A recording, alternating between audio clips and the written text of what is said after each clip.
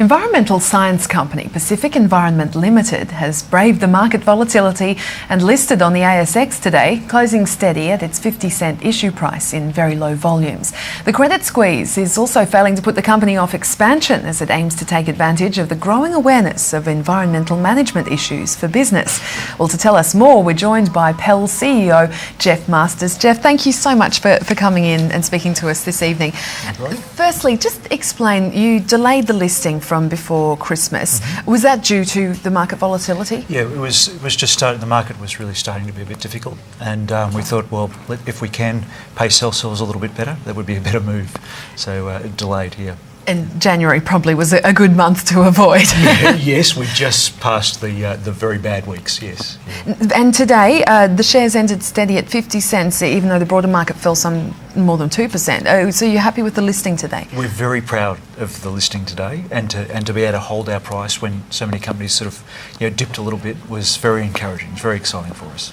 Just looking at your company, I mean, it's the first of its kind to be publicly traded on the ASX. Can you just explain why?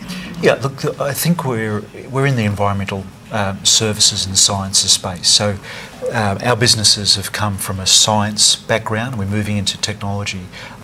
Businesses that are trading today tend to come from the engineering side of things. So we're probably an indication of what's to come. I think that focus on the environment.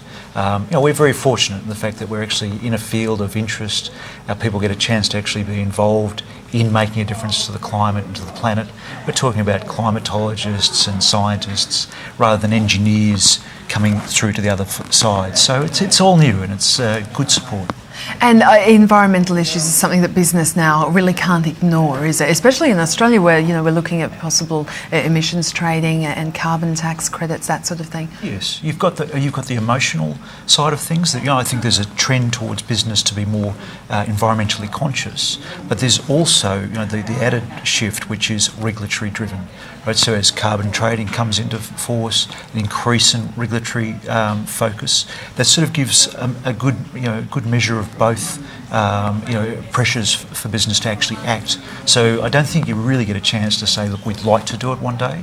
It's more if you have to, and some people embrace it positively and take a chance to change their business and do that, or they're actually forced into it. Either way, we tend to be able to play on both sides of that ledger, I suppose, and that's resulting in good growth for us. What's the warning, I guess, to businesses that don't sort of take the bull by the horns and do something about environmental issues in their business? Yeah, I think for the broader business over time, you will find your investors and your stakeholders will start to be concerned. You're going to start to pay for different prices for your resources. We're already seeing that.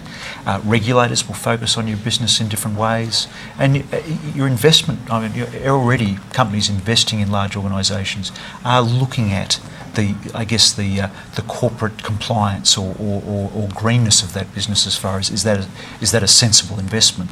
So on multiple planes, if you don't take action, you're probably going to pay for it in the long term. Yeah. Okay. Geoff Masters from Pell, CEO, thank you so much for your time. Well, tips on tapping into the phenomenal Chinese growth story. That's coming up next on Business Report.